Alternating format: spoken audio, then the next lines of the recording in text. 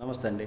America, London, Britain ఇట్లా కంట్రీల్లో bullet trains, ఆ bullet ట్రైన్లు ఈ యూట్యూబ్లో అప్లోడ్ చేసేటటువంటి రీల్స్ చేసేటటువంటి వాళ్ళు ఏం చేస్తారు, ఆ ట్రైను ఆగంగానే చెయ్యల అడ్డం పెట్టి ట్రైన్ ఆపేలాగా రీల్స్ చేస్తారు. అలాగే ట్రైన్ వెళ్తునే సమయంలో ట్రైన్ని తోసేటట్లుగా, వాళ్ళే ట్రైన్ని నడిపి తోసేటట్లుగా ఆ బిల్డప్ చేస్తారు.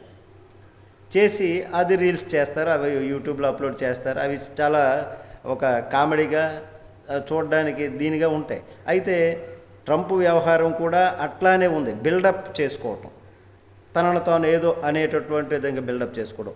మనం ఏం చెప్పాం, పాకిస్తాన్ ఏం చేశారు, కాశ్మీరు అమాయకమైనటువంటి కాశ్మీరు పర్యటన చేసినటువంటి పర్యాటకులపైన కడ్రాయిలు విప్పి మరీ చెక్ చేసి విచక్షణ రహితంగా కాల్చి చంపారు.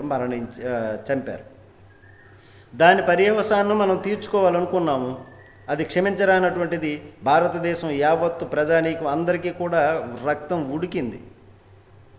అయితే దాని పర్యవసానంగా ఆపరేషన్ సింధూర్ అని, డ్రోన్లని, మిజైల్స్ అని అటు ప్రయోగించాం. వాళ్ళు ప్రయోగించినటువంటి ఆ మిజైల్స్ను, వీటిని, ఆ డ్రోన్లను అక్కడికక్కడే పేల్చి మన వాళ్ళు పేల్చిపడేసి అమెరికాకి కూడా మన వాళ్ళు చెప్పున్నటువంటిదే విషయం చేసాం. పాకిస్తాన్లో ఈ ఉగ్రవాద స్థావరాలు ఎక్కడైతే ఉన్నాయో ఆ స్థావరాల్ని నిర్వీర్యం చేస్తాము, నాశనం చేస్తాము, పేల్చివేసేస్తాము అనేటటువంటి విధంగా ఆ ఉగ్రవాద స్థావరాలని పేల్చడం జరిగింది, ఉగ్రవాద స్థావరాలని. మరి అట్లాంటప్పుడు మనం చేసాం, ఆ డ్రోన్ల ద్వారా, మిజైల్స్ ద్వారా. ఇట్లాగా వాళ్ళు ఏమైనా మిజైల్స్ ప్రయోగిస్తే వాటిని అక్కడికక్కడే కొట్టిపడేశారు మన వాళ్ళు. మరి వాళ్ళు ఆ మతం అడ్డం పెట్టుకొని ఏదేదో గెలిచేస్తాము, చేసేస్తాము, మత కల్లోలు సృష్టించేస్తాం అని చేసేసి ఏదో చేసేస్తామంటే మరి ఎందుకు ఇప్పుడు ఆగిపోయేటటువంటి పరిస్థితి? మనం కావాల్సింది ఏంటి, మనం ఎంతవరకు ఆ స్థావరాలని పేల్చేస్తాం, ఉగ్రవాద స్థావరాలని నిర్వీర్యం చేస్తాము, ఆ అడ్డు తొలగించేస్తాము అనేటటువంటి విధంగా చేసాము. అది మనం కామ్గా ఉన్నాం. కానీ పాకిస్తాన్ వాళ్ళు కామ్గా ఉండాల్సినటువంటి అవసరం ఏమొచ్చింది? అమెరికా దగ్గరికి మరి గెలిచేటటువంటి వాళ్ళు అయితే అమెరికా దగ్గరికి వెళ్ళి అమెరికా నుంచి ఈ విధంగా సంప్రదింపులు చేసుకొని యుద్ధం ఆపేటటువంటి పరిస్థితి ఉండదు కదా. మరి అట్లాంటప్పుడు ఎందుకు అలా ఆపగలిగారు? వాళ్ళు ఎందుకు ఆపారు? మత విద్వేషాలను రెచ్చగొట్టి ఇక్కడికిక్కడ వాళ్ళు ఏదో విజయం సాధిద్దాము అనుకునేటప్పుడు మరి యుద్ధం నుంచి ఎందుకు విరమించారు? మనం ఎంతవరకు వాళ్ళ స్థావరాలను పేల్చాం.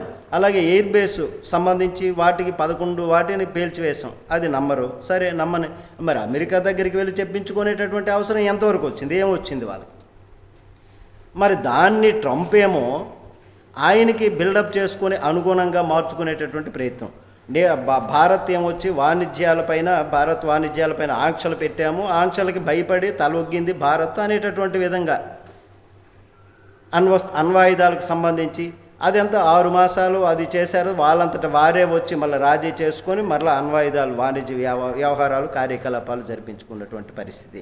మరి దీనికి ఆ ట్రంప్ ఏంటి, ఆయనకి భయపడేది ఏంటి?